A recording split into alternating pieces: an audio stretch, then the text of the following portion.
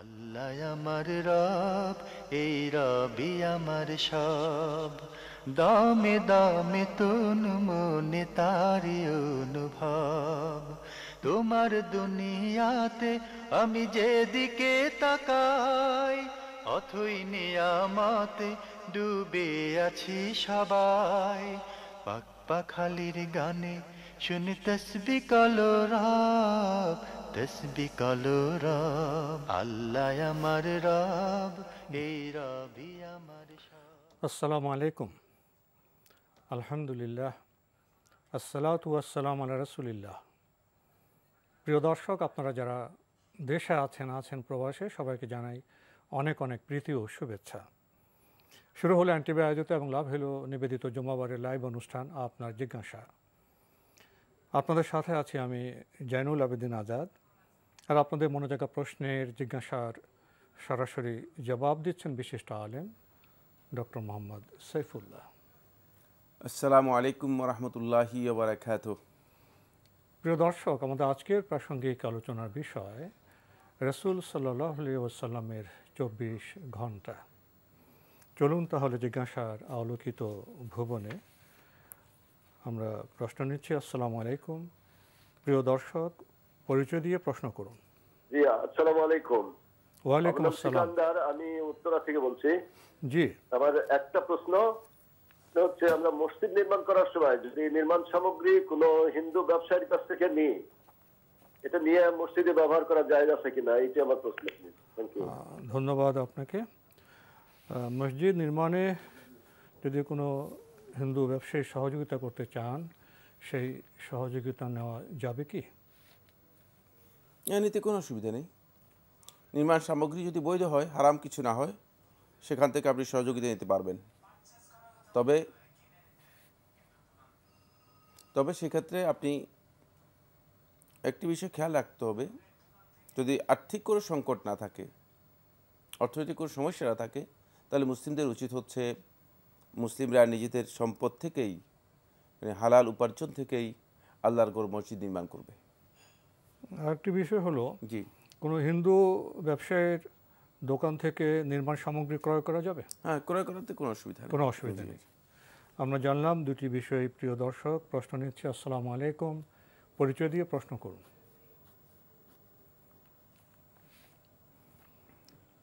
লাইনে আছেন?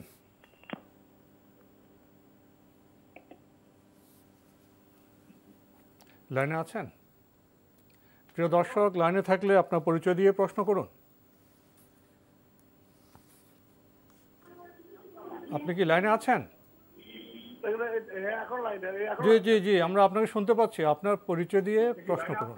জি জি জি, আসসালামু আলাইকুম। ওয়ালাইকুম আসসালাম। জি জি জি, আমি হাসানুজ্জামান মিন্টু বলছি।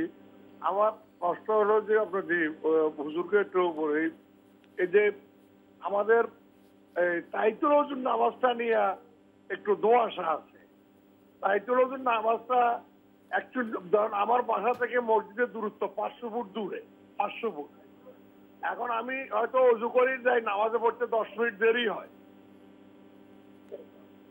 এখন আমি এই বাসায় অজু করি 10-15 মিনিট পরে বা আধা ঘন্টা পরে যদি তাইতুল ওযুর নামাজটা যাই মসজিদে পড়ি, তাহলে কি কোনো অসুবিধা আছে নাকি? এক, আবার বলে ফজর এবং জোহরের নামাজের সময় তাইতুল ওযুর প্রয়োজন না, তাইতুল মসজিদ নামাজ পড়ার প্রয়োজন নাই, তাইতুল মসজিদ। এক, সেকেন্ড হলো তাইতুল ওযু এবং তাইতুল মসজিদ দুইটা নামাজে তো মসজিদে পড়া যাবে। কেউ বলে যে তাইতুল মসজিদ পড়লে আর তাইতুল ওযু পড়ার দরকার নাই, ওই একটাতে দুইটা হয়ে যায়। এই ব্যাখ্যাটা একটু জানান। ধন্যবাদ আপনাকে। আপনি যেভাবে প্রশ্ন দুটি পরিবেশন করলেন, আসলে কি প্রশ্ন দুটির মধ্যে কোনো জটিলতা আছে না? আমরা বুঝতে গিয়ে ভাবতে গিয়ে এখানে জটিলতা সৃষ্টি করছি। আপনার সমীপে এই প্রশ্ন রেখে আপনার কাছে যাচ্ছি। দুটি বিষয়, একটি হলো তাহিয়াতুল ওযু নামাজটা ওনার বাসা থেকে মসজিদ 500 ফুট দূরে যেতে যেতে যদি 15-20 বা আধা ঘন্টা লাগে, সেখানে গিয়ে উনি কীভাবে নামাজ পড়বেন। আরেকটি হলো তাহিয়াতুল মসজিদ নামাজ, সেটা ফজর জোহরে উনি কীভাবে পড়বেন। ধন্যবাদ। এই ব্যাখ্যে আমি স্পষ্ট করে কয়েকটি মূলনীতি বলে দিচ্ছি। প্রথম কথা হচ্ছে, তাহিয়াতুল উযু করার পরপরই যেই 2 রাকাত সালাত আদায় করা হয় তাকে, সেটাই তাহিয়াতুল উযু। সুতরাং সেটা উযু করার পরে, ঘরে উযু করলে ঘরেই পড়বেন, উযু করার পরই পড়বেন, সে ডিলে করার প্রশ্নই আসে না। ডিলে করে পাশাপাশি গিয়ে মসজিদে পড়া দরকার নেই। মসজিদ কত গজ সেটা আমার জানারই বিষয় নেই। ওযু করার পর যদি ঘরে থাকেন ঘরে, ওযু করার পর মসজিদে থাকলে মসজিদে পড়বেন। যেখানে উযু করার পরই যেটা আদায় করা থাকে সেটা তাহিয়াতুল উযু। আর উযু করার পরে যদি তিনি মসজিদে প্রবেশ করেন তাহলে তিনি 2 রাকাত তাহিয়াতুল মসজিদ সালাত আদায় করবেন, এটাই তাহিয়াতুল উযু। যেহেতু 2 রাকাত নামাজ একই অর্থ, মানে একই হুকুম, একই উদ্দেশ্য, নফল নামাজ, ফলে তাহিয়াতুল উযু এবং তাহিয়াতুল মসজিদ দুটারই একসাথে নিয়ত করে 2 রাকাত নামাজ পড়বেন। এটাই হচ্ছে তাহিয়াতুল মসজিদ, এটাই হচ্ছে তাহিয়াতুল উযু। সুতরাং এর মধ্যে অতিরিক্ত বাড়াবাড়ির কিছুই নেই। আর এই দুটি জিনিসের মধ্যে আপনি যে বিশাল আলাদা একটা পার্থক্য বের করার চেষ্টা করেছেন, এখানে কোনো পার্থক্য নেই, কোনো পার্থক্য নেই, এটি একই বিষয়। যদি কেউ, খুব ভালো করে খেয়াল করেন, যদি কেউ মসজিদে আসেন, মসজিদে আসার পরে ফরজ সালাতের আগে 2 রাকাত কাবলিয়া, মানে ফরজ সালাতের আগের 2 রাকাত নামাজ যদি তিনি সুন্নাহ নামাজ পড়েন এবং এর সাথে তাহিয়াতুল মসজিদের নিয়ত করেন, তাহলে তার তাহিয়াতুল মসজিদ এবং 2 রাকাত সুন্নত আদায় হয়ে যাবে। সুতরাং আর আলাদাভাবে তাহিয়াতুল মসজিদ আলাদা নির্দিষ্ট করার দরকার নেই, আলাদাভাবে সেটাকে নির্ধারণ করার কোনো প্রয়োজন নেই। এটাও একই কথাই, একই বিষয়। কারণ দুটি সলাতের যে দলিল, যে কারণ এবং যে হুকুম সবটাই এক। ফলে এই সলাতগুলো একটি আরেকটির সাথে মার্জ করে, একত্রিত করে একসাথে আদায় করা যায়, এটাই হচ্ছে মূল কথা। বাকি এ নিয়ে আপনার মুয়াশার কোনো প্রয়োজন নেই, এটি একেবারে স্পষ্ট বিষয়। নফল সালাতের পদ্ধতি হচ্ছে মসজিদে প্রবেশ করবেন, তাহিয়াতুল মসজিদ, মসজিদে প্রবেশ করে যদি দেখেন সুন্নাহ পড়তেছেন, তাহলে তাহিয়াতুল মসজিদের সাথে সুন্নাহের নিয়ত করবেন, অথবা সুন্নাহের সাথে তাহিয়াতুল মসজিদের নিয়ত করবেন। উযু শেষ করেছেন, তাহিয়াতুল উযু কীভাবে আদায় করবেন? উযুর পরপরই যে সালাত 2 রাকাত সালাত আদায় করবেন, সেটা হচ্ছে তাহিয়াতুল উযু। তাহলে আমাদের এই ভাই যেভাবে প্রশ্নগুলোকে নির্মাণ করলেন, ওনাকে আমরা কীভাবে সমন্বয় করতে পারি? উনি বাসায় উযু করলে, উযু করার পরে উনি বাসায় তাহাজ্জুদ নামাজ পড়বেন। আচ্ছা, মসজিদে যান তাহলে সেখানে উনি তাহিয়াতুল উযু এবং দাখলুল মসজিদ এক নিয়তে পড়ে ফেলবেন। আর জোহর বা আগে যদি উনি 2 রাকাত সুন্নত পড়তে চান, সেখানে দাখলুল মসজিদ আর জোহরের 2 রাকাত সুন্নত একসাথে নিয়ত করে ফেলতে পারেন। 2 রাকাত সালাত আদায় করলেই যথেষ্ট হয়ে যাবে। মানে এক নিয়তেই হয়ে যাবে সবগুলো, জি। আলাদা আলাদা করতে হবে না। প্রিয় দর্শক, আশা করি আপনি এভাবে সমন্বয় করতে সমর্থ হবেন। আমরা প্রশ্নে যাচ্ছি। আসসালামু আলাইকুম। প্রিয় দর্শক, পরিচয় দিয়ে প্রশ্ন করুন। আসসালামু আলাইকুম। ওয়ালাইকুম আসসালাম। আমার নাম হচ্ছে মোহাম্মদ আব্দুল বাসেত। জি ভাইয়া, বলুন। আমি কানিয়াকুর থেকে বলছি। আমার প্রথম প্রশ্ন হচ্ছে যে আমরা দাম্পত্য জীবন প্রায় 24 বছর চলতেছে। আমার স্ত্রী পর্দাও করে না, নামাজ পড়ে না, রোজা মাসে পড়ে, কিন্তু এমনি সারা বছর বেশি নামাজ পড়ে না। নামাজের কথা বললে কয় পড়তে চায় না এবং শুনতে চায় না। এই প্রথম প্রশ্ন। তার জন্য করণীয় মানে রোজা রাখে না? জি।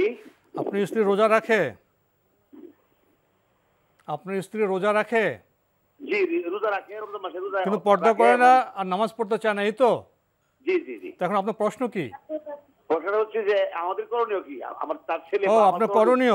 আপনাদের বিবাহিত জীবন 24 বছর না? জি। আচ্ছা, আর কোনো প্রশ্ন আছে? আরেকটা প্রশ্ন হচ্ছে উনার বাবার। জি, মানে আপনার শ্বশুর। উনার বাবার সম্পর্কে উনি জানতে চায় কি যে উনার আব্বা উনার বেশিরভাগই সম্পত্তি উনার ছেলেদের নামে লিখে দিয়ে গেছে। মেয়েদেরকে তেমন দেয় নাই, সবই লিখে দিয়ে গেছে ছেলেকে। আর মেয়ের জন্য অল্প কিছু রেখে গেছে, এবং সেটাও ভাইয়া দিতে চায় না। এক্ষেত্রে ওনার কি করণীয়, ইসলাম কি বলে?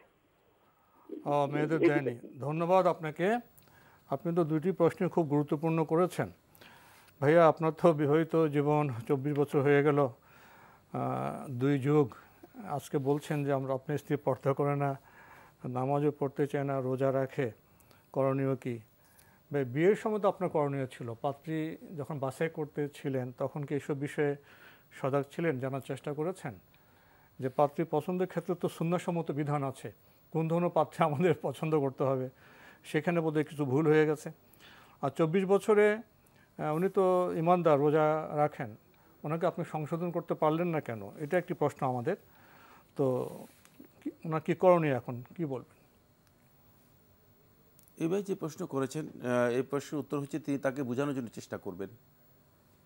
যদি তাকে বোঝাতে সক্ষম না হন তাহলে তার ব্যাপারে তিনি সিদ্ধান্ত নিতে পারেন, কারণ হচ্ছে ইসলামী শরিয়া অনুযায়ী যদি তিনি সলাত আদায় না করে থাকেন তাহলে তিনি কুফুরির মধ্যে রয়েছেন। তাকে এই বিষয়টি হয়তো স্পষ্ট করতে পারে নাই। আমার মনে হচ্ছে এই বিষয়ে তাকে যিনি রোজা রাখেন তাহলে কিন্তু ইসলাম বিশ্বাস করেন, রোজা রাখার মানে প্রয়োজন নেই, যেহেতু সালাত আদায় করেন না, সালাতের গুরুত্ব বুঝেন না উনি, সালাতের গুরুত্ব বুঝে দিয়েছি। তো এই জন্য তাকে বিষয়টি বোঝানোর জন্য চেষ্টা করুন। যদি তিনি না বুঝেন তাহলে তার ব্যাপারে আপনি সিদ্ধান্ত নিতে পারেন।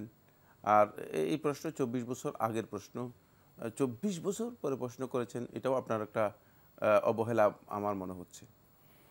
আরেকটি প্রশ্ন করেছেন, ওনার শ্বশুর ছেলেদের সব সম্পত্তি দিয়েছেন, মেয়েদের দেননি, এখন মেয়ে হিসেবে ওনার স্ত্রী কি করতে পারেন?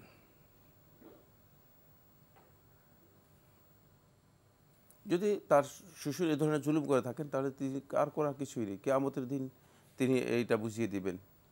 যদি পিতা এই কাজ করে থাকেন তাহলে পিতা এর জন্য কিয়ামতের দিন এই বিষয়ে বুঝিয়ে দিতে হবে। আইনের দ্বারস্থ হতে পারেন? যদি লিখে দেয় আইন তো সহযোগিতা করবে না। আইনের দ্বারস্থ হতে পারতো যদি সেটা মানে এভাবে লিখে না দিত, যেহেতু ছেলেদেরকে লিখিতভাবে দিয়ে দিয়েছে সেখানে তো আইন তাকে সহযোগিতা করবে না। আর এক্ষেত্রে তিনি মানে শুধুমাত্র এই জুলমের উপর ধৈর্য ধারণ করতে হবে এবং আল্লাহ তাআলার কাছে এর জন্য এর প্রতিকার চাইবেন, আর কিছুই না, আর কিছু করার নেই। আমরা জানলাম বিষয়টি সম্পর্কে। প্রিয় দর্শক, প্রশ্ন নিচ্ছে। আসসালামু আলাইকুম, পরিচয় দিয়ে প্রশ্ন করুন। আসসালামু আলাইকুম। ওয়ালাইকুম আসসালাম। আমি আব্দুল জলিল বর্মা থেকে বলছি। জি ভাইয়া বলুন। প্রথম প্রশ্ন, জুমার নামাজ ফরজ নামাজের আগে এবং পরে? জি, আগে বা পরে কত রাকাত সুন্নাত পড়া আর কি মুআক্কাদা? আচ্ছা আচ্ছা, জি, কত রাকাত মুআক্কাদা। জি, আর কোনো প্রশ্ন আছে? দ্বিতীয় প্রশ্ন, এটা আকীদা সংক্রান্ত। বলুন। আমাদের মৃত্যুর পরে, জি, মৃত্যু ব্যক্তি, জি, মৃত্যুর পরে মৃত্যু ব্যক্তি, মৃত্যুর পরে মৃত্যু ব্যক্তি, মৃত্যুর পর মৃত ব্যক্তি কি দুনিয়া কিছু দেখতে পারে কিনা সেটা। ধন্যবাদ আপনাকে। আপনার প্রথম প্রশ্ন, জুমার ফরজ নামাজের আগে বা পরে কত রাকাত সুন্নতে মুআক্কাদা আছে? ধন্যবাদ এই ভাইকে। জুমার সলাতের আগে এবং পরে যে সুন্নাহগুলো পড়া হয় এটাকে একটাকে বলা হয় কাবলাল জুমা, আরেকটাকে বলা হয় থাকে বাদাল জুমা। জুমার নামাজের আগে যেই কাবলাল জুমা আদায় করা হয় থাকে এটি 2 রাকাত থেকে আরম্ভ করে আপনি 2 রাকাত, 4 রাকাত, 6 রাকাত, 8 রাকাত এভাবে পড়তে পারেন। সর্বনিম্ন 2 রাকাত পড়তে পারবেন। এটি সুন্নতে মুআক্কাদা নয়, এটি সুন্নত জায়েদা, অতিরিক্ত সুন্নাহ। সুন্নতে মুআক্কাদা শুদ্ধ নয়। ফকিহগণ এটাকে সুন্নতে মুআক্কাদা বলেননি, এটাই বিশুদ্ধ বক্তব্য। নবী সাল্লাল্লাহু আলাইহি ওয়াসাল্লামের হাদিস থেকে প্রমাণিত হয়েছে, ফায়ুসাল্লি মা কুদ্দিরা লাহু ওয়া ফি লাফজিন ফায়ুসাল্লি মা কুতিবা লাহ, যে তাকে যতটুকু তৌফিক দিয়ে আল্লাহ তাআলা যতটুকু সুযোগ দেয়, যতটুকু তার জন্য সুযোগ রয়েছে, নির্ধারণ রয়েছে, সেগুলো যতটুকু সে পড়বে, 2 রাকাত 2 রাকাত করে পড়বে। তবে কন্ডিশনাল, হাত্তা ইয়াখরুজাল ইমাম, ইমাম আসা পর্যন্ত। ইমাম আসার পরে আর কোনো সালাত নেই, ইমাম আসার পরে আর কোনো সালাত নেই। ইমাম আসার আগে যদি কেউ 2 রাকাত 2 রাকাত করে পড়ে তিনি 4 রাকাতও পড়তে পারেন, 6 রাকাতও পড়তে পারেন, 8 রাকাতও পড়তে পারেন, এটা ইচ্ছাধীন। তবে মসজিদে অবশ্যই তিনি 2 রাকাত পড়ে বসবেন। 2 রাকাতের কম মানে তাহিয়াতুল মসজিদ না পড়ে তিনি বসতে পারবেন না মসজিদে। সেটা যদি ইমাম খুতবা দেয় এই অবস্থায়ও তিনি 2 রাকাত পড়ে বসবেন। আর বাদিয়া অর্থাৎ বাদাল জুমা, জুমার পরে 2টি হাদিস রয়েছে, 2টি হাদিসই সহিহ।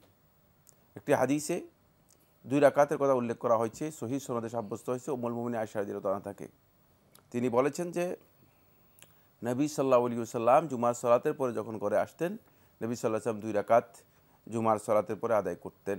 সুতরাং 2 রাকাত যদি কেউ পড়েন এটাই যথেষ্ট। আর 4 রাকাতের ব্যাপারে হাদিস রয়েছে, মান কানা ইউসাল্লি বাদাল জুমআতি ফালিউসাল্লি আরবাআন। রাসূলুল্লাহ সাল্লাল্লাহু আলাইহি ওয়াসাল্লাম ইরশাদ করেছেন, যে ব্যক্তি জুমার সালাতের পরে আরও সুন্নাত আদায় করতে চায় তাহলে সেজন্য 4 রাকাত পড়ে।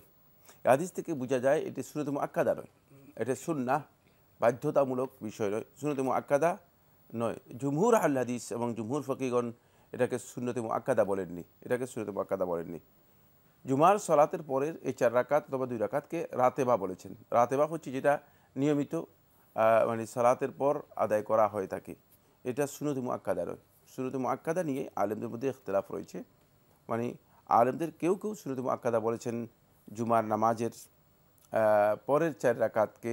হানাফি ফকিগণ তাদের পরবর্তী যুগের হানাফি ফকিগণ সেটাকে সুন্নতে মুআক্কাদা বলেছেন, কিন্তু এ বক্তব্য শুদ্ধ নয়, যেহেতু হানাফি ফিকহ অনুযায়ী এটি সুন্নতে মুআক্কাদা হতে পারে না। আমরা জানলাম বিষয়টি সম্পর্কে আপনি আরও প্রশ্ন করেছেন। মৃত্যুর পর মৃত ব্যক্তি কি তার চারপাশের সব কিছু দেখতে পায়? না, যদি মৃত্যুর পরেই তিনি সব দেখতে পান তাহলে তো তিনি মৃত আর জীবিতের মধ্যে পার্থক্য কোথায়? মৃত্যুর পর তিনি আসলেই কিছু দেখতে পান না। মৃত্যুই হচ্ছে মূলত দুনিয়ার জীবন থেকে তাকে বের করে নেওয়া হয়েছে, বারজাখি হায়াতে তিনি চলে গিয়েছেন। বারজাখি জীবনে কোনো ব্যক্তি আর কিছুই দেখতে পান না। তাকে কোনো বিষয় যদি আল্লাহ সুবহানাহু ওয়া তাআলা ইনফর্ম করেন, সেই ইনফরমেশানটুকু তার কাছে পৌঁছবে, যেটা রাসূলুল্লাহ সাল্লাল্লাহু আলাইহি ওয়াসাল্লাম গায়বিয়াতের ব্যাপারে বলেছেন। অদৃশ্য মানে গায়বিয়াতের বিষয়গুলোর মধ্যে উল্লেখ করেছেন যে কিছু কিছু জিনিস সে উপলব্ধি করতে পারে। সেই উপলব্ধিটুকু শুধুমাত্র এটা উপলব্ধি, এটা কিন্তু তার চেতনাগত, এটাই কি বলা হয় তাকে মানে সচেতনভাবে কনসাস অবস্থায় হচ্ছে ব্যাপারটি এমন নয়, এটা অবচেতনভাবে, এটা মানে তাকে করানো হচ্ছে। এটা আল্লাহ সুবহানাহু ওয়া তাআলার পক্ষ থেকে তাকে এই বিষয়টি যতটুকু করানো হবে ততটুকুই। তিনি স্বয়ংক্রিয়ভাবে সচেতনভাবে এগুলো কিছু করতে পারবেন না, জি পারবেন না, দেখতে পারবেন না। প্রিয় দর্শক, আমরা বিষয়টি জানলাম। আর এসব বিষয়ে আসলে আমাদের কাছে কি খুব বেশি ইনফরমেশন দেওয়া হয়েছে? আর এসব বিষয়ে আমাদের জীবনযাপনের সাথে কতটা প্রাসঙ্গিক, কতটা জীবন ঘনিষ্ঠ, সেটিও বিবেচনার বিষয়। প্রিয় দর্শক, আমরা প্রশ্ন নিচ্ছি। আসসালামু আলাইকুম, পরিচয় দিয়ে প্রশ্ন করুন। হ্যালো, যে আমরা আপনাকে শুনতে পাচ্ছি, আপনার পরিচয় আমার দিয়ে। 3টা প্রশ্ন। 1 নম্বর প্রশ্ন হলো, আমাদের হুজুর বলেন এই যে আপনারা এখন 4 রাকাত ভাইয়া আপনি একটু থামবেন, আপনি থামবেন। আমাদের এখানকার একটু নিয়ম আছে। আপনার নামটা বলুন, পরিচয়টা দিন, আর 2টি প্রশ্ন করবেন। আমার নাম কুতুবউদ্দিন, জি খিলগাঁও থেকে বলছি। জি, 2টি প্রশ্ন করুন। 3টা করা যাবে না? না, আমাদের 2টি প্রশ্ন, অনেক আসে তো, অনেকে মাহরুম হবেন। 2টি প্রশ্ন। একটা হলো যে হুজুর বলেন 4 রাকাত কাবুল জাম্মা নামাজ পড়ে নেওয়ার জন্য, এটা কি সঠিক কিনা? 1।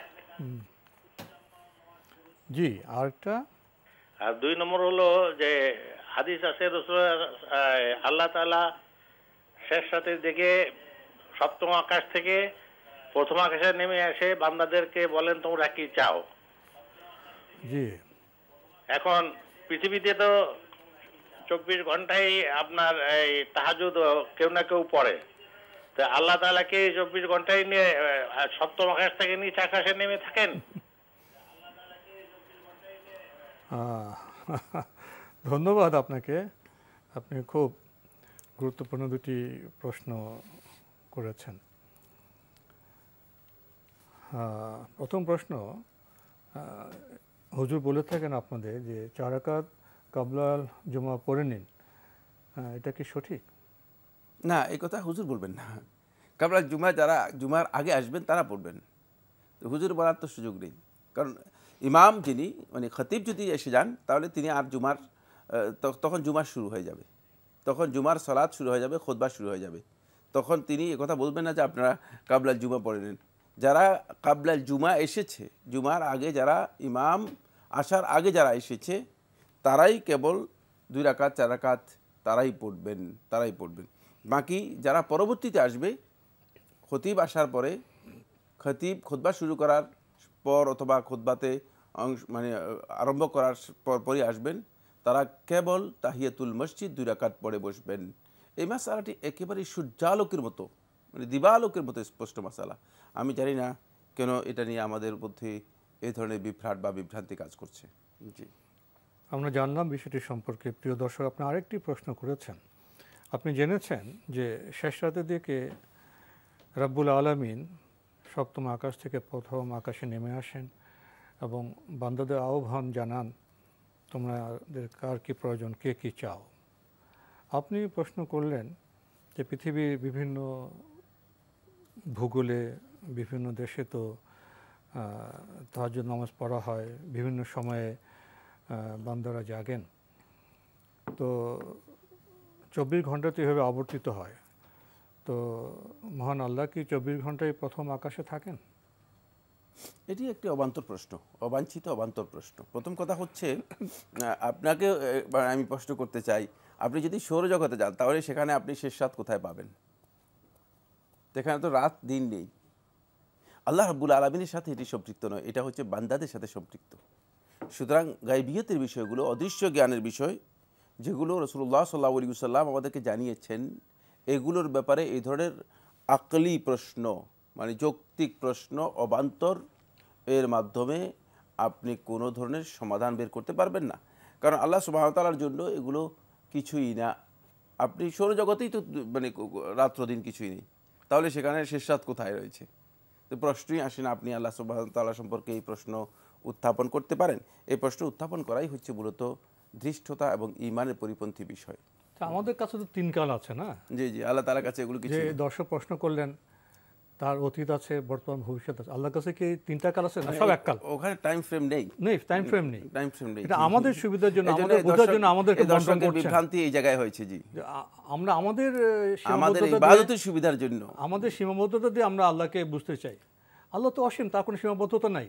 আমাদের কাছে ত্রিকাল আছে, আল্লাহর কাছে কোনো ত্রিকাল নেই। সবটা তিনি একসময় একসাথে দেখেন। আমাদের ব্যবস্থাপনার জন্য, আমাদের সুবিধার জন্য, বোঝার জন্য আল্লাহ রাব্বুল আলামিনের ক্ষমতাকে তিনি তার আকল দিয়ে বিচার করতেছেন, মানে মানবিক ক্ষমতা নিয়ে আসছেন। আল্লাহর কাছে কোনো সীমাবদ্ধতা নেই। জি জি জি, এই জন্যই তার এই বিভ্রাট তৈরি। তিনি কি আমাদের মতো 24 ঘন্টা এইভাবে প্রথম আকাশে থাকতে হয় তাকে? না, এখানে ওখানে 24 ঘন্টা নেই তো, ওখানে ওই প্রশ্ন তো তার টাইম ফ্রেমই নেই।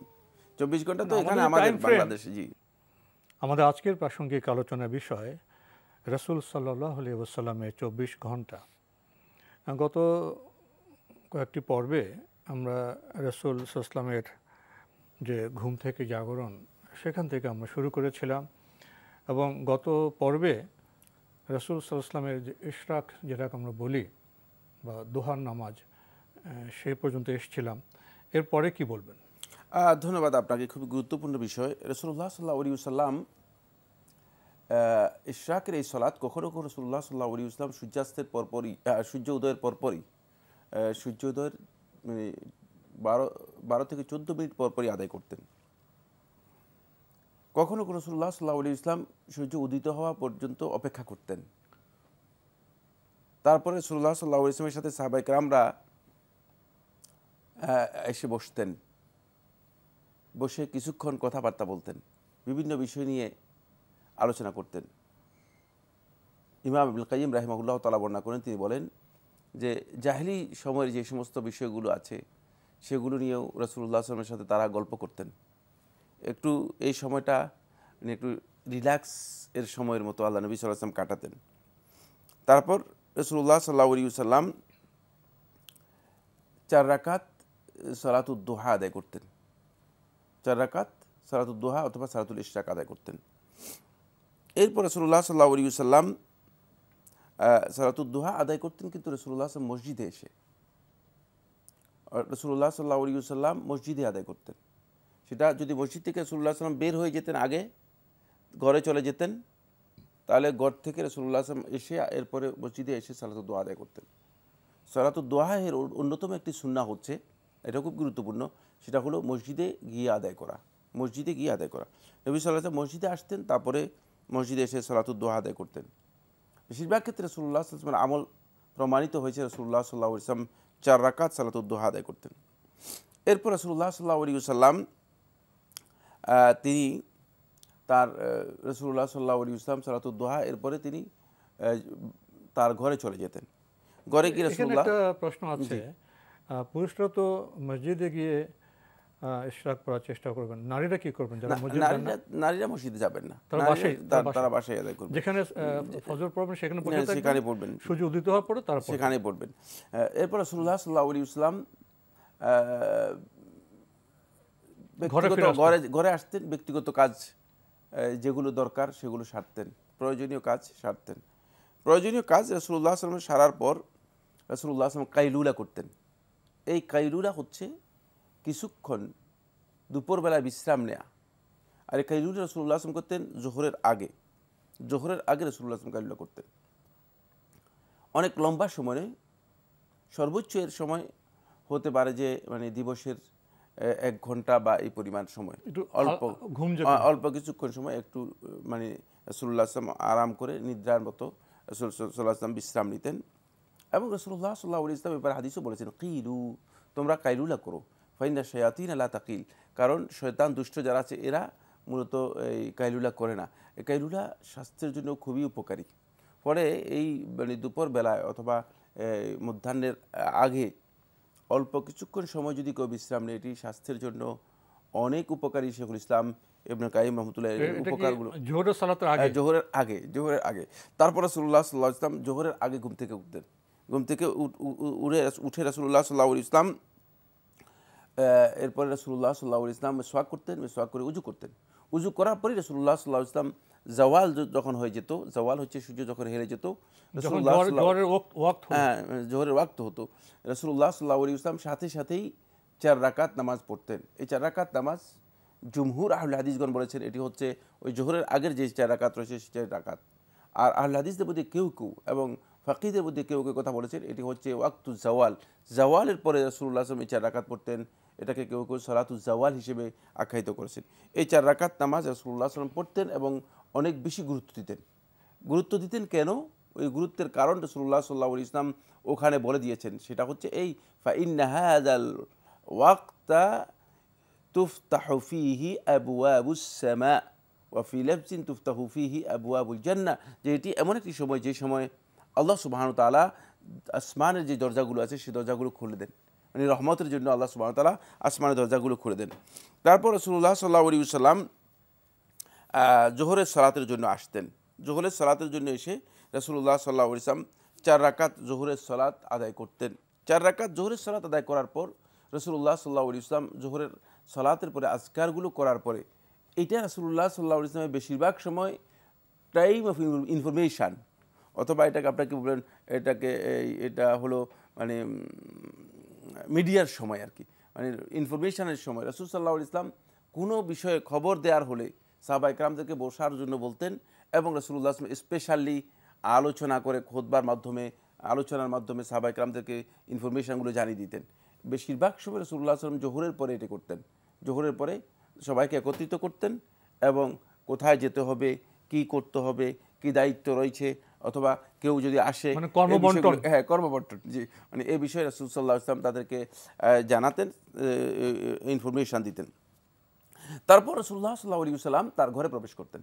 রাসূলুল্লাহ একটু জানা বিষয় ছিল, আপনি তো জানেন এবং সহজভাবে বলে যাচ্ছেন, কিন্তু আমাদের সাধারণ মানুষ, এই যে একটু আগে আপনি ব্যাখ্যা করছেন অবশ্য অল্প সময়ে, জাওয়ালে যে 4 রাকাত নামাজ, তো অনেকে বলছেন যারা স্কলার যে জোহরের ফরজের আগে যে 4 রাকাত নামাজ এটা সেই নামাজই। আবার কেউ কেউ বলেন যে জাওয়ালের 4 রাকাত আলাদা, এর পরেও আবার জোহরের 4 রাকাত পড়তে হবে। এখানে কোনটা সঠিক? শেখুল ইসলাম ইবনে কাইয়িম রাহমাতুল্লাহ আলাইহি বলেছেন যে 4 রাকাত জাওয়ালের যেটা, এটাই হচ্ছে জোহরের 4 রাকাত, এটাই বিশুদ্ধ বক্তব্য। তাহকিক এটাই বোঝায়। তাহলে 8 রাকাত পড়তে হচ্ছে না, 4 রাকাত পড়তে হবে। কিন্তু যদি কেউ তিনি মানে পড়েন অতিরিক্ত নফল নামাজ, তাহলে তিনি পড়তে পারেন। এই 4 রাকাত নামাজ কি জাওয়ালের একবারে 4 রাকাতের নিয়ত করবেন না 2 রাকাত 2 রাকাত করে পড়বেন? 2 রাকাত করে পড়া সুন্নাহ, উত্তম হচ্ছে 2 রাকাত করে পড়া। জি। তারপর তো ঘরে গেলেন, তারপর রাসূলুল্লাহ সাল্লাল্লাহু আলাইহি ওয়াসাল্লাম ঘরে যেতেন। ঘরে গিয়ে রাসূলুল্লাহ সাল্লাল্লাহু আলাইহি ওয়াসাল্লাম রাসূলুল্লাহ সাল্লাল্লাহু আলাইহি ওয়াসাল্লামের কাছে যদি কোনো কিছু থাকতো, রাসূলুল্লাহ সাল্লাল্লাহু আলাইহি ওয়াসাল্লাম প্রথম কাজ যেটি করতেন সেটা হলো জোহরের 2 রাকাত সুন্নাত করে আদায় করতেন। এটা কিন্তু খুবই ইম্পর্টেন্ট বিষয়। সেটা হলো নবী সাল্লাল্লাহু আলাইহি ওয়াসাল্লাম কিন্তু 2 রাকাত কি মুআক্কাদা? এই সুন্নত মুআক্কাদা বা সুন্নত রাতেবা। সুন্নত মুআক্কাদা নয়, এগুলো সুন্নত রাতেবা। আসলে রাতেবা হচ্ছে যেগুলো নিয়মিত পড়তেন রাসূল সাল্লাল্লাহু আলাইহি ওয়াসাল্লাম, যে সালাতগুলো নিয়মিত পড়তেন রাসূল সাল্লাল্লাহু আলাইহি ওয়াসাল্লাম, এটাকে রাতেবা বলা হয়ে থাকে। মুআক্কাদা হচ্ছে যেগুলোর ব্যাপারে তাকিদ দেওয়া হয়েছে স্পেশাল, অন্য ফজরের সুন্নাত তাকিদ দেওয়া হয়েছে, ভিতরের সালাতের তাকিদ দেওয়া হয়েছে, যেগুলোর ব্যাপারে স্পেশাল তাকিদ রাসূলুল্লাহ সাল্লাল্লাহু আলাইহি ওয়াসাল্লাম দিয়েছেন। কিন্তু যেগুলো রাসূল সাল্লাল্লাহু আলাইহি ওয়াসাল্লাম নিয়মিত পড়েছেন সেগুলোকে রাতেবা বলা হয়। ওইভাবে তাকিদ দেন? জি, ওইভাবে তাকিদ দেননি। জি, তো রাসূলুল্লাহ সাল্লাল্লাহু আলাইহি ওয়াসাল্লাম এই 2 রাকাত সুন্নত যোহরের আদায় করতেন। আদায় করার পরে রাসূলুল্লাহ সাল্লাল্লাহু আলাইহি ওয়াসাল্লাম তার প্রয়োজন সারতেন। যদি রাসূলুল্লাহ সাল্লাল্লাহু আলাইহি ওয়াসাল্লাম খাবারের কিছু থাকতো, রাসূলুল্লাহ সাল্লাল্লাহু আলাইহি ওয়াসাল্লাম হালকা কিছু খাবার গ্রহণ করতেন, রাসূলুল্লাহ সাল্লাল্লাহু আলাইহি ওয়াসাল্লাম এই খাবার গ্রহণ করার পর রাসূলুল্লাহ সাল্লাল্লাহু আলাইহি ওয়াসাল্লাম পারিবারিক যে সমস্ত কাজ আছে সেই সমস্ত কাজে রাসূলুল্লাহ সাল্লাল্লাহু আলাইহি ওয়াসাল্লাম কিছুটা সময় দিতেন। আর সেই সময়টুকু আল্লাহ নবী সাল্লাল্লাহু আলাইহি ওয়াসাল্লাম একেবারে আসরের সালাত পর্যন্ত রাসূলুল্লাহ সাল্লাল্লাহু আলাইহি ওয়াসাল্লাম দিতেন। জি, তো আজকে আমরা এখান থেকে প্রশ্নে যাই। জি, প্রিয় দর্শক, লক্ষ্য করেছেন রাসূল সাল্লাল্লাহু আলাইহি ওয়াসাল্লাম যখন গৃহে থাকতেন, গৃহে কাজ করতেন, গৃহের যে কর্ম সেখানে সংযুক্ত হতেন। আমরা অনেকে গৃহের কাজে তেমন মনোযোগী নই, এখান থেকে শেখার বিষয় আছে। আমরা প্রশ্ন নিচ্ছি। আসসালামু আলাইকুম। প্রিয় দর্শক, পরিচয় দিয়ে প্রশ্ন করুন।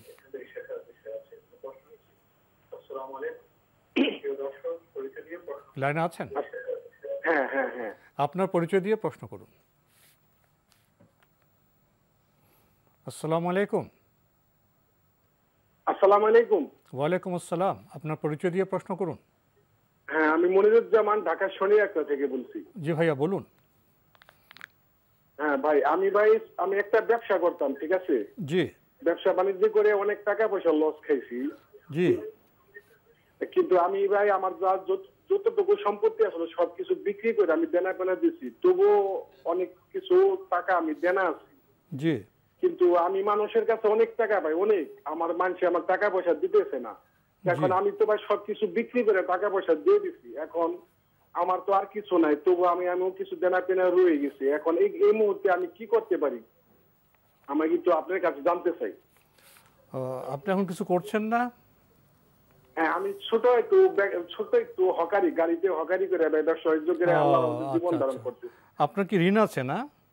হ্যাঁ, ঋণ আছে। আচ্ছা, আপনার কি আর কোনো প্রশ্ন আছে? না, আমার এই প্রশ্নটাই। ধন্যবাদ আপনাকে। আপনি একজন সাধারণ গণমানুষ, আপনার সমস্যার কথা বললেন। ব্যবসা করতে গিয়ে লাভ হয়, লস হয়, আপনার লস হয়েছে, আপনি দেনা, বা আপনি অনেক কাছে টাকা পান, টাকা দিচ্ছে না, তো এখন আপনি হকারি করছেন।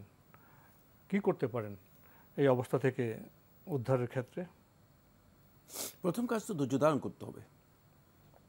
দ্বিতীয় হচ্ছে আল্লাহ রাব্বুল আলামিনের সিদ্ধান্তের উপর পরিপূর্ণ সন্তুষ্ট থাকতে হবে, যে আল্লাহ তাআলা এটা আপনার জন্য হয়তো কোনো কল্যাণ রেখেছেন, যে কল্যাণ আপনি জানেন না। পরিপূর্ণ সন্তুষ্ট থাকতে হবে, অস্থির হওয়ার কোনো কারণ নেই।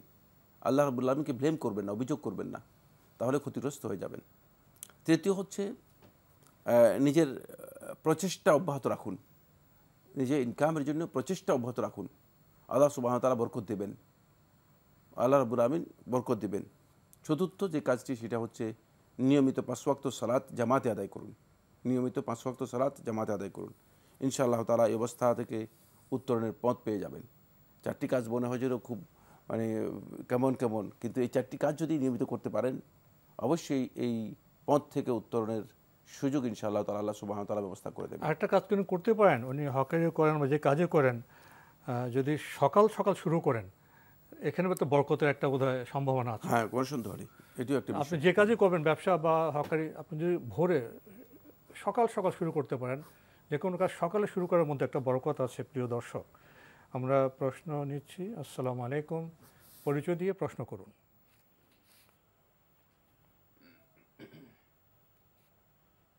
ওয়ালাইকুম আসসালাম। জি, বলুন, আপনার পরিচয় দিয়ে প্রশ্ন করুন। আমি মোহাম্মদ মনিরুল ইসলাম সাতক্ষীরা থেকে বলছিলাম। জি, আর একটু জোরে বলবেন। মোহাম্মদ মনিরুল ইসলাম সাতক্ষীরা থেকে বলছিলাম। জি ভাইয়া, বলুন। আমরা এই এটিএন বাংলার একটা আলোচনা অনুষ্ঠানে দেখছি, জুমার নামাজে কাবলাল জুমা নামে কোনো সুন্নতের নামাজ নেই। ওনারা বলেছেন 2 রাকাত পড়তে পড়তে যাবেন আপনি যতক্ষণ পড়তে পারেন। কিন্তু আমাদের মসজিদে কাবলাল জুমার সুন্নত নামাজ আদায় করে, করা হয়। এ বিষয়ে আমি একটু জানতে চাচ্ছিলাম, যদি কাবলাল জুমা না থাকে তাহলে আমি যে 2 রাকাত পড়তে পড়তে যাব সেটা কিভাবে নিয়ত করব? আর কোনো প্রশ্ন আছে? না, আপাতত এটাই। ধন্যবাদ আপনাকে ভাইয়া, আপনি তো এই প্রশ্ন করলেন, এর আগে আমরা প্রশ্ন পেলাম, এই প্রশ্ন আমরা আসছি। আচ্ছা ডক্টর সাইফুল্লাহ ভাই, আপনি তো অনবরত এই প্রশ্নের জবাব দিয়ে যাচ্ছেন, এরপরেও আমাদের সম্মানিত দর্শক ভাইদের মধ্যে আবার কেন এই প্রশ্ন জাগছে, এখানে মৌলিক কোনো কি সমস্যা আছে? মৌলিক সমস্যা আছে, সেটা হচ্ছে সলাতে আমরা বুঝি নেই। তিনি এখন নিয়তের মাসালা নিয়ে আসছেন, নিয়ত কিভাবে করবেন? সলাতের নিয়ত তো মানে না, উনি কাবলা নিয়ে বলতেছেন। ওনাদের মসজিদে একটা চ্যানেলে বলা হয়েছে যে জুমার ফরজ নামাজ আগে কোনো কাবলা নেই, আপনি মসজিদে প্রবেশ করে 2 রাকাত করে যদ্দূর ওইবার বলছি উনি নিয়ত কি করবো আমরা নিয়তের মাসালা নিয়ে এসেছে। নিয়তের বিষয় নাই বন্ধুগণ। নিয়ত হচ্ছে আপনি প্রত্যেকটি সলাতই যেগুলো সুন্নাহ বা মুস্তাহাব বা নফল, এই নিয়ত অন্তরে করলেই যথেষ্ট, এর জন্য আলাদা কোনো নিয়ত নেই। কাবলাল জুমা নামে আলাদা কোনো নিয়ত করতে হবে এই ধরনের কোনো বক্তব্য দুনিয়ার কোনো আলেমই দিই নেই। সুতরাং প্রশ্ন আসছে, কাবলাল জুমা বলা হয়ে থাকে এই জন্য যেহেতু জুমার সালাতের আগে আদায় করা হয়, এই জন্য কাবলাল জুমা। যেখানে নিয়ত করতে হবে যে কাবলাল জুমায় 4 রাকাত পড়তেছি, এই বক্তব্য দুনিয়ার কোনো আলেম দেন নেই, দুনিয়ার কোনো আলেম দেন নেই। এই বক্তব্য ভুল। জুমার ফরজ নামাজের আগে যে নামাজটা, জুমার নামাজের ফরজ নামাজের আগে যেই নামাজ আপনি 2 রাকাত করে আদায় করবেন, সেটাই কাবলাল জুমা বলা হবে। সেটা 2 রাকাতও হতে পারে, 4 রাকাতও হতে পারে, এবং এটা কোন সময়ের নামাজ সেটা কাবলাল জুমা। এটা হলো কাবলাল জুমা। কিন্তু এই নামাজটা কাবলাল জুমা না, নামাজের নাম দিয়ে সময়ের নিয়ত করতে হবে যে কাবলাল জুমা পড়তেছি 4 রাকাত। এখানে পার্থক্য বোধহয়। হ্যাঁ, জি জি, যে কাবলা জুমা অর্থ জুমার ফরজ নামাজের আগে যে নামাজটা, এটা হলো কাবলা, কিন্তু এই নামাজের নাম কাবলাল জুমা না। নামাজটা আপনি 2 রাকাত করে সুন্নত নামাজ নফল নামাজ যেভাবে পড়বেন, তাহলে বোধহয় কোনো সমস্যা হয় না। আমরা প্রশ্ন নিচ্ছি। আসসালামু আলাইকুম প্রিয় দর্শক, পরিচয় দিয়ে প্রশ্ন করুন। জি, আমি মাহমুদা বলছিলাম মিরপুর থেকে। জি বলুন। আমার প্রশ্ন ছিল, মানুষ তো মনে করেন হাদিসে আছে যে সীমা লঙ্ঘনকারীরা আল্লাহ তাআলা পছন্দ করেন না। জি, মানুষকে এরকম কোনো অন্যায় করে ফেলে, একটা মানুষকে খুন করলে সে তো মানে বিশাল একটা কিছু মানে অন্যায় করে ফেললো, বা একটা লোক দেখা গেল যে জিনা করলো, সেটাও সে বিরাট একটা অন্যায় করে ফেললো। যখন সেটা করার পরে বুঝতে পারলো যে আমি এই অন্যায়টা করলাম, তখন সে এটা থেকে কিভাবে মুক্তি পাবে? এই ভুলটা থেকে সে কিভাবে জি জি, আপনি খুব গুরুত্বপূর্ণ প্রশ্ন করেছেন। আর কি কোনো প্রশ্ন আছে আপনার? জি না। ধন্যবাদ। আপনি ভূমিকা দিয়েছেন। সীমা লঙ্ঘন করা এটা খুবই অন্যায় কাজ। উদাহরণ দিয়েছেন, কেউ খুন করে ফেলে, কেউ জেনা করে ফেলে, কিন্তু পরে অন্যায় বুঝতে পারে, যখন অনুতপ্ত হয়, তখন কি করলে এই গুনাহ থেকে মুক্তি পাবে? ধন্যবাদ, খুবই গুরুত্বপূর্ণ প্রশ্ন। অন্যায় করার পরে মানে যারা অন্যায় করে ফেলবে, সুম্মা ইয়াতুবুনা মিন কারিব, আল্লাহ সুবহানাহু ওয়া তাআলা কোরআনে কারীমে ইরশাদ করেন, যারা এই অন্যায়ের কাজ করে ফেলবে অতঃপর ইয়াতুবুনা মিন কারিব, তাৎক্ষণিকভাবেই তারা তওবা করে নেবে, তওবা করে নিতে হবে। আর এই কাজ থেকে নিজেকে পরিপূর্ণরূপে ফেরত আনতে হবে। আর ফেরত আনার পদ্ধতি কি? ফেরত আনার পদ্ধতি হচ্ছে প্রথমেই নিজে ব্যক্তিগতভাবে অনুতপ্ত হবে, নিজেকে এর জন্য ভর্ৎসনা করবে যে আমার এই কাজটা উচিত হয়নি, ঠিক হয়নি, এটা ভুল হয়েছে। নিজেকেই পরিপূর্ণরূপে এর জন্য হিসাবের মুখোমুখি করবে, সমালোচনার মুখোমুখি করবে এবং অনুতপ্ত হবে। এটার প্রথম কাজ। দ্বিতীয় কাজ হচ্ছে এই ধরনের কাজ জীবনে আর করবে না, এটার জন্য সংকল্পবদ্ধ হবে। তৃতীয় নম্বর হচ্ছে এই কাজের কারণে তার যে ক্ষতি হয়েছে, ক্ষতি পূরণের জন্য এমন কিছু কাজ করবে, এমন কিছু ভালো কাজ করবে যে কাজগুলো তার এই কাজের জন্য ক্ষতিপূরণ হতে পারে। চতুর্থ নম্বর হচ্ছে যদি এটা কোনো হাক্কুল ইবাদ, বান্দার হকের সাথে জড়িত হয়ে থাকে, তাহলে অবশ্যই বান্দার সেই নির্দিষ্ট হক তিনি আদায় করে দেবেন, নির্দিষ্ট হকটুকু আদায় করে দেবেন। এটা হচ্ছে এর থেকে বাঁচার উপায়। এটাকে বলা হয় থাকে তওবা। এবং আল্লাহ সুবহানাহু ওয়া তাআলা যখনই আল্লাহর বান্দা তার এই উপলব্ধিটুকু, অপরাধ বোধটুকু জাগ্রত করে আল্লাহ রাব্বুল আলামিনের কাছে বারবার ক্ষমা প্রার্থনা করবে, আল্লাহ সুবহানাহু ওয়া তাআলা বান্দাদেরকে ক্ষমা করে দেবেন।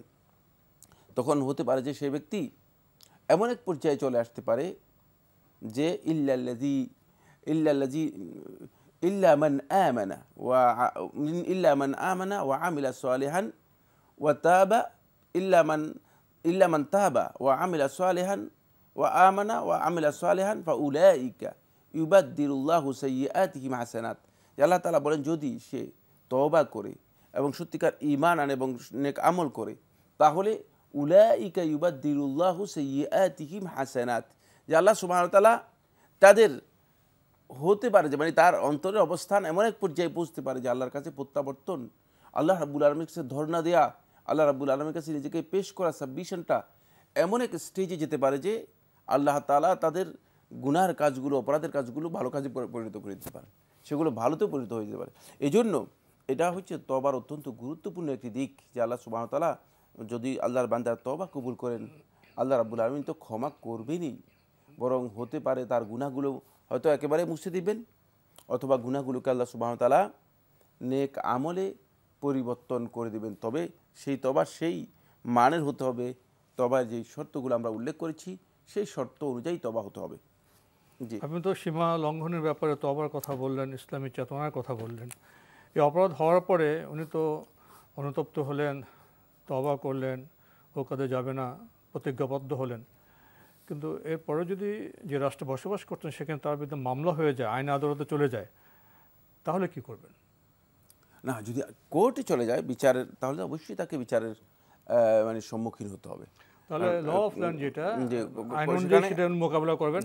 তবে তিনি ধৈর্যের সাথে, ওটাতে আল্লাহর সাথে, এটা আল্লাহর সাথে সম্পর্ক, আল্লাহর সাথে কিন্তু কিভাবে মুক্তি পাবেন? কোর্টের মুখোমুখি হয়ে গেলে তো কোর্ট যেটা বিচার করবে সেটাই। তবে তিনি আল্লাহ রাব্বুল আলামিনের কাছে যদি তওবা করেন খালেসভাবে, এবং আল্লাহ সুবহানাহু ওয়া তাআলা যদি তার তওবা কবুল করেন, হতে পারে যে ল অফ ল্যান্ডও তাকে কি করতে পারবে, মানে ক্ষমা করে দিতে পারে, সহজ হয়ে যেতে পারে। জি, যেহেতু এটা আল্লাহ তাআলা, যেটা মুসলিম হিসেবে ইসলামী চেতনার অনুতপ্ত, তবে সেটা করবেন। আর যদি কোর্টের মুখোমুখি হতে হয় সেটাও তাকে অবশ্যই ধৈর্যের সাথে সেটা মোকাবিলা করবেন। জি, তবে পৃথিবীর আয়ু কতদিন, অনন্তকালের সে যে বিচার, সেটা তো তার তুলনায় এটা তো খুবই কিছু না। জি, দুইটা বিষয়ে আমাদের উপলব্ধি করতে হবে, আমাদের সমন্বয় করতে হবে। প্রিয় দর্শক, প্রশ্ন নিচ্ছে। আসসালামু আলাইকুম, পরিচয় দিয়ে প্রশ্ন করুন। আসসালামু আলাইকুম। ওয়ালাইকুম আসসালাম। আমি চট্টগ্রাম থেকে সোনিয়া আক্তার বলতেছি। আপনার কাছে দুইটা প্রশ্ন করব। জি,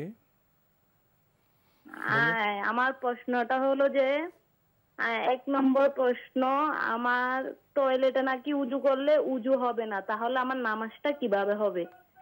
ঠিক আছে। জি।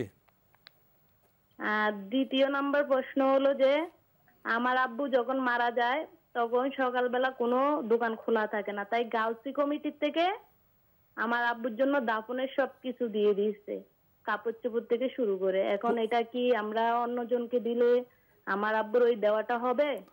আপনার বাবা যখন মারা গেছেন দোকান বন্ধ ছিল, তখন দাফন কাফন কাপড় কোত্থেকে দেওয়া হয়েছে? গাউসি কমিটির থেকে। কি কমিটি? গাউসিয়া কমিটি। আচ্ছা, এটা কমিটিতে দেওয়া হয়েছে না? হ্যাঁ। তো এখন এই কাপড় আপনি ফিরিয়ে দিতে যাচ্ছেন? হ্যাঁ, কিভাবে দেওয়া হবে, ফিরিয়ে কি দেওয়া হবে এটা? আচ্ছা, ধন্যবাদ আপনাকে। আপনি যে টয়লেটের কথা বললেন, এগুলো তো শহরের টয়লেট না, পাকা টয়লেট? জি জি। ধন্যবাদ আপনাকে।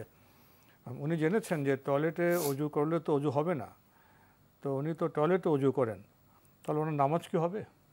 ধন্যবাদ আপনাকে, সুন্দর প্রশ্ন করেছেন। টয়লেটে অজু করলে অজু হবে না, এই বক্তব্য যদিও কেউ দিয়ে থাকেন না বুঝে দিয়েছেন। কারণ টয়লেট ওয়াশরুম যেটাকে বলা হচ্ছে, এটা টয়লেট নয় শুধু, এটা হচ্ছে ওয়াশরুম, ওয়াটার কোর্স এটাকে বলা হয় থাকে। আমাদের আসলে মানে জ্ঞানের দৈন্যতার কারণে, জ্ঞানের স্বল্পতার কারণে আমরা এই ধরনের বক্তব্য দিচ্ছি। আর রাসূলুল্লাহ সাল্লাল্লাহু আলাইহি ওয়াসাল্লামের সময় টয়লেটগুলো যে অবস্থা ছিল সেগুলো মেরহাদ ছিল। মেরহাদ হচ্ছে শুধুমাত্র সেখানে এটাকে কি বলা হয়, মলমূত্র ত্যাগ করা হতো, তো সেখানে তো মলমূত্র থেকে যেত, এবং পানির কোনো পর্যাপ্ত ব্যবস্থা ছিল না, পানির পর্যাপ্ত মলমূত্র থেকে যেত সেখানে। আর আমাদের টয়লেটগুলোতে যেগুলো, এগুলোতে কোথাও কোনো মলমূত্রের অবস্থান নেই, অপবিত্র কোনো বস্তুরই অবস্থান নেই। সুতরাং এখানে এটাকে একই মানে বিষয় হিসেবে একই বস্তু মনে করা, একই ধরনের মনে করা, এটা এই আন্দাজ, এই কিয়াস একেবারেই ভিত্তিহীন, কিয়াস মাল ফারেক। যারা করেছেন পায়খানা বা ল্যাট্রিন আর ওয়াশরুম বা ওয়াটার কোর্স এক জিনিস নয়, এক জিনিস নয়। জি, ল্যাট্রিন বা পায়খানা জিনিস শুধু মলমূত্র ত্যাগ করা, পরিচ্ছন্নতার কোনো ব্যবস্থা ছিল না, এটা দুর্গন্ধময় ছিল। জি। আর এখন বর্তমানে এটা হচ্ছে ঘরের একটা রুম, ঘরের একটা রুম। সুতরাং দুইয়ের মধ্যে বিশাল পার্থক্য রয়েছে। এতে বিশুদ্ধ বক্তব্য হচ্ছে এতে উজু হয়ে যাবে, গোসল হয়ে যাবে। উজু গোসল যদি হয় নামাজও হবে। তো বোন, আপনার আর অতিরিক্ত চিন্তা করার প্রয়োজন নেই, বিষয়গুলো আমাদের যথাযথভাবে উপলব্ধি করতে হবে। আরেকটি প্রশ্ন করেছেন, আপনার বাবা যখন ইন্তেকাল করেন ভোর ছিল, দোকানপাট বন্ধ ছিল, আপনাদের এলাকার মধ্যে গাউসিয়া কি একটা কমিটি আছে, তারা দাফন কাপনের কাপড় দিয়েছে, তো এখন সেই কাপড়টা আপনি ফিরিয়ে দিতে চান, কিভাবে এটা কি ফিরিয়ে দেবেন বা কিভাবে কি করবেন?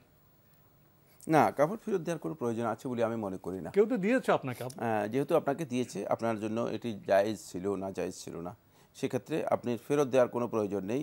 আর সঙ্গত কারণেই তো আপনারা বলেছেন যে দোকান খোলা ছিল না, সুতরাং এতে আপনাকে এই কাপড় ফেরত দিতে হবে, এই বক্তব্য বা এই সিদ্ধান্ত নেওয়ার কোনো প্রয়োজন নেই। ফেরত দেওয়া বাধ্যতামূলক নয়।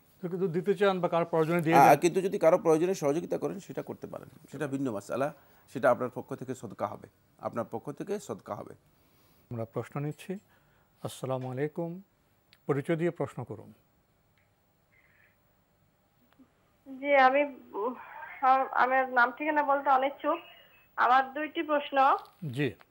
আমার প্রথম প্রশ্নটি হচ্ছে, আমরা জানি যে মেয়েদের হায়েজ অবস্থায় সহবাসটা হারাম, তো হায়েজের যখন ডেট শেষ হয়ে যায় তখন তো গোসলটা ফরজ হয়, তো হায়েজ শেষ হয়েছে, তো এই অবস্থায় এখন স্বামী যদি চায় তাহলে কি স্ত্রী তার ডাকে সাড়া দিতে পারবে কিনা, এতে গুনাহ হবে কিনা, বিধানটা কি, এটা একটু জানতে চাই। মানে গোসলের আগে তো গোসল করা হয়নি। জি জি, ধন্যবাদ আপনাকে, ধন্যবাদ আপনাকে। দ্বিতীয় প্রশ্ন করুন। জি, আমার দ্বিতীয় প্রশ্নটা হচ্ছে, আমি শুনেছি যে আমরা যখন দোয়া করি, দোয়া করার সময় কিছু আদব আছে, কবুলের কিছু শর্ত আছে। তো শুনেছি আল্লাহর প্রশংসা করতে হয় আগে, তারপর নবীর প্রশংসা, তওবা করে তারপরে যাবতীয় বলতে হয়। তো সেই অনুপাতে আমি প্রথমে আগে আলহামদুলিল্লাহ বলি, তারপর সাল্লাল্লাহু আলাইহি সাল্লাম বলি, আস্তাগফিরুল্লাহ বলে রব্বানা আতিনা ফিদ দুনিয়া, আমরা যত যা দোয়া আছে শেষ করে শেষে সুবহানা রাব্বিকা রব্বিল ইজ্জাতি আম্মা ইয়াসিফুন এটা বলে শেষ করি। এই পদ্ধতিটা কি সঠিক আছে কিনা এটা একটু জানাবেন। ধন্যবাদ আপনাকে। আপনি তো প্রশ্ন করেছেন, প্রথম যে প্রশ্নটা, তো প্রশ্ন তো হতেই পারে। জি জি। টেলিভিশনে কি এই ধরনের প্রশ্ন খুব শোভন না, আশেপাশ থেকে জেনে নিতে পারেন, কি বলবেন? জানতে পারলে ভালো হতো, আশেপাশে থেকে জানতে পারলে ভালো হতো। তারপরও আমরা যেহেতু প্রশ্ন এসে গেছে আমরা উত্তর দিতে চাই। সেটা হলো, আলেমদের প্রতি মাসআলা দ্বিমত আছে। বিশুদ্ধ বক্তব্য হচ্ছে তিনি গোসল করে নেবেন। গোসলের আগে যদি কোনো কারণে স্বামীর সাথে মানে সম্পর্ক হয়ে থাকে, শারীরিক সম্পর্ক হয়ে থাকে, তাহলে এক্ষেত্রে স্বামী গুনাহগার হবেন, যেহেতু আল্লাহ সুবহানাহু ওয়া তাআলা কোরআনে কারীমের আয়াতের মধ্যে স্পষ্ট করে বিষয় উল্লেখ করেছেন, ফা'তাজিলুন নিসাআ হাত্তা ইয়াতহুরনা, কোনো কিরাতে বলেছে হাত্তা ইয়াত্তাহহারনা, মানে তারা পরিপূর্ণ পবিত্রতা অর্জন করা পর্যন্ত তোমরা তাদের থেকে বিরত থাকো।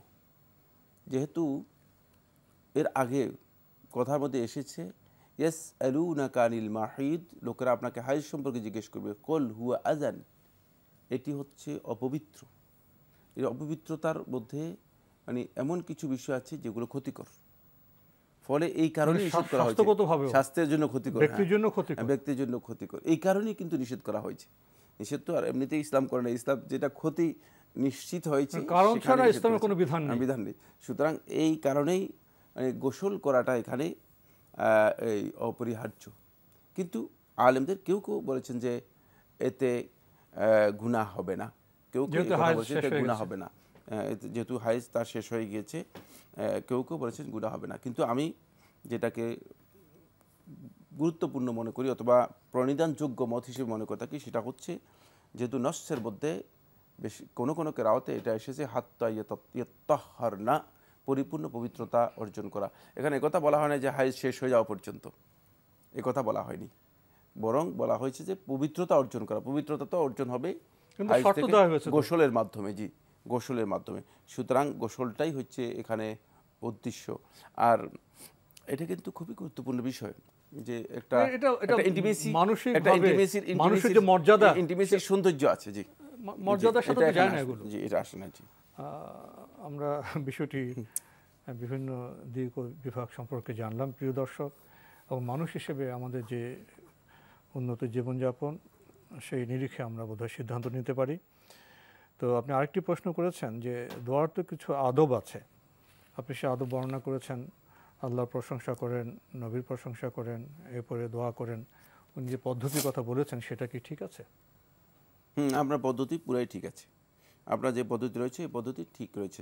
দোয়ার ব্যাপারে আপনি যেটা উল্লেখ করেছেন সেটি আমরা জানলাম বিষয়টি সম্পর্কে। প্রিয় দর্শক, প্রশ্ন নিচ্ছি। আসসালামু আলাইকুম, পরিচয় দিয়ে প্রশ্ন করুন।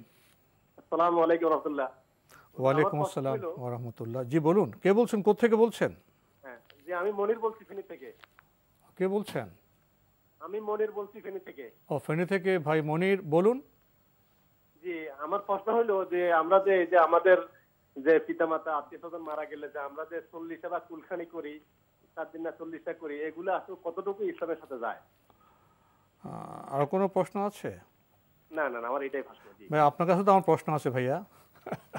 আপনি যে বললেন আত্মীয় স্বজন আপনজন ইন্তেকালের পরে যে আমরা 40টা করি, কুলখানি করি, এগুলো কতটুকু জায়েজ? আপনি কি বিষয়টা সম্পর্কে আগে জানতেন না, জানেন না আপনি? আমি জানি, তারপরে আমাদের মধ্যে অনেক জানা লোক কিন্তু এগুলা করে। ও, আপনি মানে জানানোর জন্য এটা প্রশ্ন করেছেন না? এটা তো এত পরিচিত বিষয় এবং আমরা এত বেশি কথা বলেছি, হয়তো আজকেও আপনাকে বলতে হবে। এই প্রশ্নের উত্তর আমরা বহুবার দিয়েছি। ইসলাম 40টা কুলখানি এই সেই যেগুলো আমরা করেছি, এগুলোর সাথে ইসলামের বিধান মোটেও সামঞ্জস্যপূর্ণ নয়। এগুলো করতে আমাদেরকে নির্দেশ দেওয়া হয়নি, বরং এগুলো আমরা যা করছি বেশিরভাগই আমরা নিজেরা তৈরি করে, বিধান তৈরি করে নিজেরা পালন করতেছি। আর আপনি জানেন যে ইসলামে বিধান তৈরি করার কোনো সুযোগ নেই। বিধান যেটা দেয়া আছে শুধুমাত্র আমরা অনুসরণ করতে পারবো।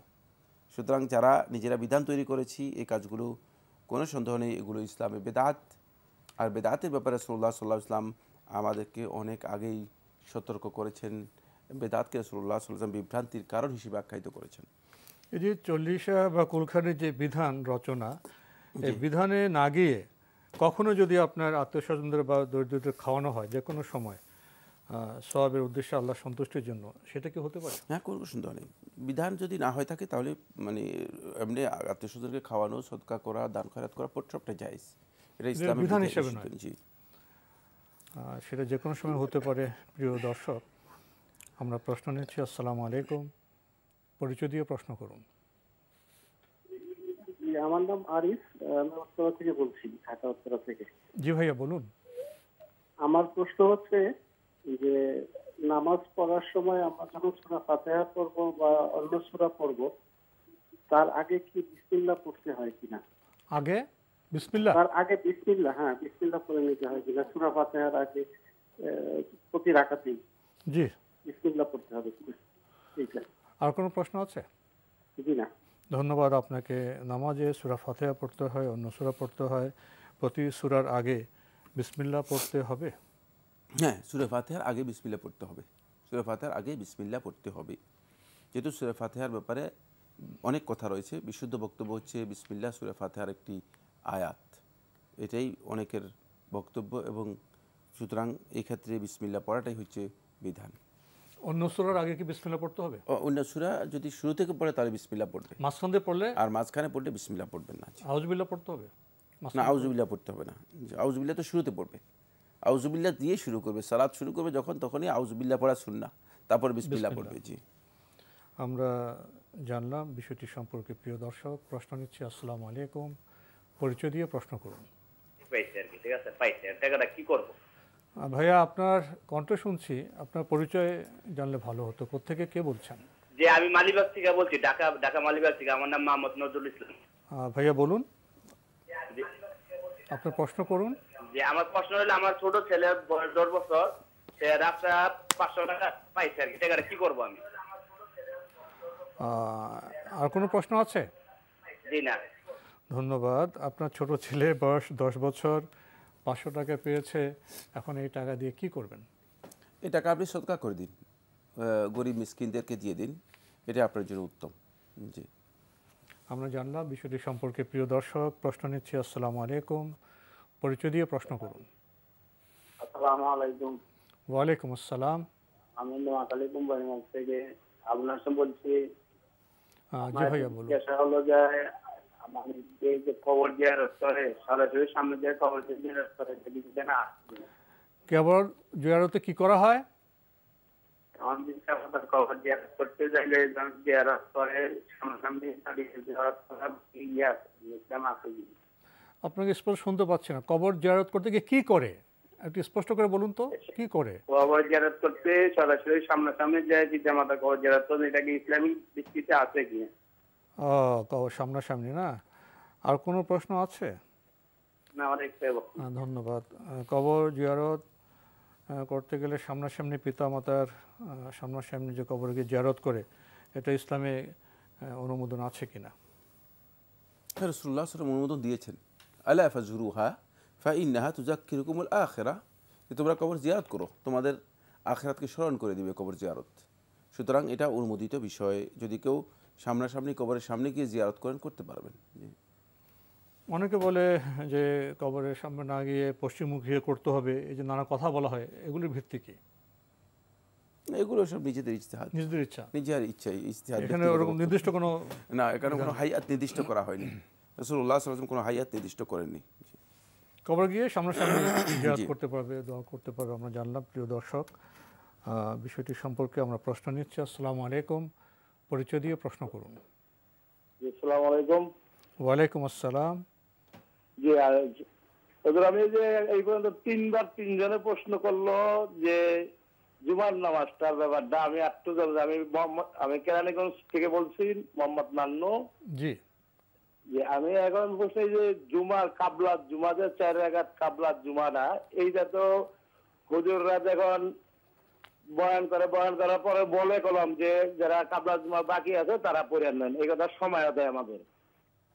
যে এখন আমার দিলে প্রশ্ন থাকলে এই জায়গা ফিরে 2 রাকাত জুমার নামাজ পড়ার পর আবার 4 রাকাত বাদল জুমা পড়তে হয়, এখন এইটার ব্যাপারে কদ্দুর কি?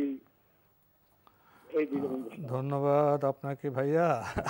আপনি তো উল্লেখ করেছেন যে এর আগে 2-3 জনের জবাব আমরা দিয়েছি, এরপর আপনি প্রশ্ন করলেন, বোঝা গেল যে আপনার কাছে জিনিসটা স্পষ্ট হয়নি। আমরা তো ভাই স্পষ্ট করার জন্য বললাম, 2 রাকাত জুমার যে ফরজ নামাজ, এর আগে নামাজ আছে, সেই নামাজের নামটা কিন্তু কাবলাল জুমা না। কাবলাল জুমা হলো নামাজের সময়টা। 2 রাকাত ফরজ নামাজের আগে যে সময়টা, ওই সময়টা কাবলাল, মানে যেটা আগে পড়া হয়, নামাজের নাম কাবলাল জুমা না। এখানে সমস্যা। আপনি আগে তো 2 রাকাত নামাজ পড়তে পারেন, তো আবার বাদাল জুমার কথা বলেন। বাদাল জুমা তো নামাজের নাম না, এটা হলো জুমার পরে। বাদাল মানে পরে, ওটা সময়ের নাম, সময়ের নাম। জুমার পরটাকে বোঝানোর জন্য বাদাল জুমা বলুন, মানে জুমার আগকে বোঝানোর জন্য কাবলাল জুমা শব্দ ব্যবহার করা হয়। ওটা তো নামাজের নাম না, ওটা সময়ের নাম। আর জুমার পরকে বোঝানোর জন্য বাদাল জুমা বলা হয়েছে। সুতরাং আমার মনে হয় বিষয়টি আপনি বুঝতে পেরেছেন। এটা নফল নামাজ বা সুন্নত নামাজ, নফল বা সুন্নত নামাজ। সুন্নত নামাজ আপনি 2 রাকাত করে 4 রাকাতও পড়তে পারেন, আরও বেশি পড়তে পারেন। বাকি আপনি বলেছেন যে ইমাম সাহেব আমাদেরকে বলে যাদের কাবলাল জুমা বাকি আছে না, এই কথাগুলো কাবলাল জুমা বলতে সুনির্দিষ্ট কোনো সালাতের নাম নয়, সময়ের নাম, নামাজের নাম। এটা সময়ের নাম, সেটা হচ্ছে জুমার আগে যে সালাত আদায় করা হয় থাকে। আর ইমাম সাহেব যে কথা বলতেছেন সেটা বলতেছেন তিনি, মানে ইমাম সাহেব আসার পরে, ইমাম সাহেব আসার পরে কাবলাল জুমা হবে কিভাবে? জুমার মধ্যে পড়ে গিয়েছে, তখন খুতবা হবে। সুতরাং এটা কাবলাল জুমা হওয়ার কোনো সুযোগ নেই। সুতরাং এখানে কিছু বিভ্রান্তি আছে। যদি আপনি আমাদের বক্তব্যগুলো খুব ভালো করে খেয়াল করেন হয়তো বুঝতে পারবেন। আশা করি ইনশাল্লাহ আপনার কাছে স্পষ্ট হবে। আমরা জানলাম বিষয়টি সম্পর্কে। প্রিয় দর্শক, প্রশ্ন নিচ্ছে। আসসালামু আলাইকুম, পরিচয় দিয়ে প্রশ্ন করুন। ওয়ালাইকুম আসসালাম, বিশু বলছি ঢাকা থেকে। জি বলুন। জি, আমার প্রশ্ন, আমি মেকআপ করে পর্দা করি। এখন অনেক প্রতিবেশী কিংবা আত্মীয় স্বজনদের মধ্যে দাওয়াত দিলে তারা নারী পুরুষ একসাথে খাবারের আয়োজন করে থাকে। পর্দা করা ফরজ, এইসব ব্যাপারে তারা উদাসীন। আমার প্রশ্ন হলো, আমি কি এই পরিস্থিতিতে মেকআপ খুলে খাবার খেতে পারবো, নাকি তা কি জায়েজ হবে, নাকি এসব দাওয়াতে আমি অ্যাভয়েড করে চলবো? দ্বিতীয় প্রশ্ন, রাফু ইয়াদাইন করা কি উত্তম নাকি না করা উত্তম? ধন্যবাদ আপনাকে। আপনি বলছেন যে আপনি নেকাব সহ পর্দা করেন, তো অনেক যে দাওয়াত হয়, নারী পুরুষেরকে খাবার দাওয়াত দেওয়া হয়, সেখানে কি নেকাব খুলে উনি খাবেন, না ওই সমস্ত খাওয়ার অনুষ্ঠানে উনি যাবেন না? না, খাওয়ার অনুষ্ঠানে যদি যেতে হয় তাহলে আপনি যাবেন, অংশগ্রহণ করবেন। আপনি চেষ্টা করবেন যে যথাসম্ভব মানে পর্দা মেনেই আপনি খাবার গ্রহণ করার জন্য। কিন্তু আপনি যদি এমন অনুষ্ঠান হয় যেখানে আপনার যেতেই হবে, আপনি যাওয়ার জন্য চেষ্টা করবেন।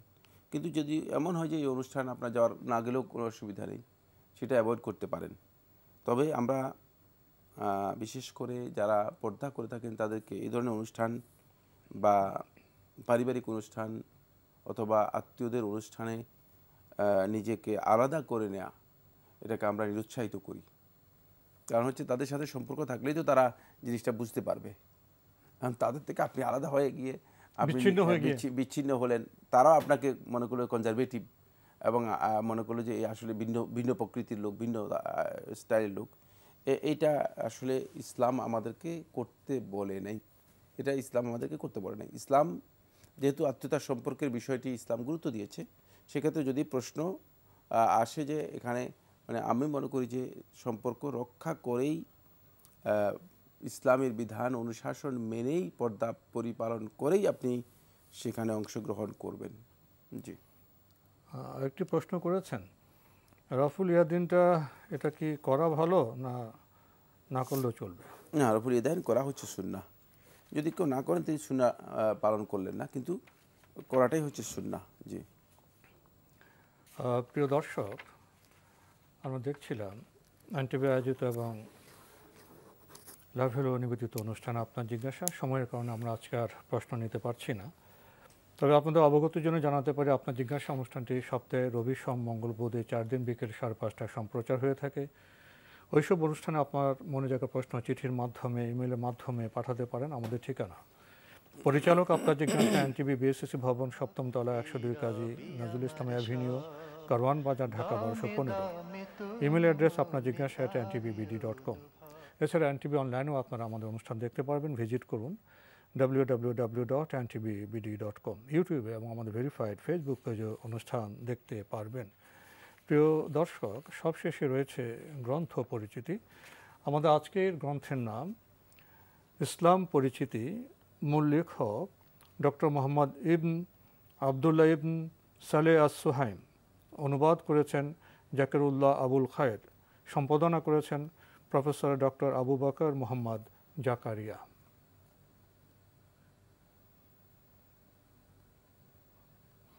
খুবই গুরুত্বপূর্ণ এই গ্রন্থটি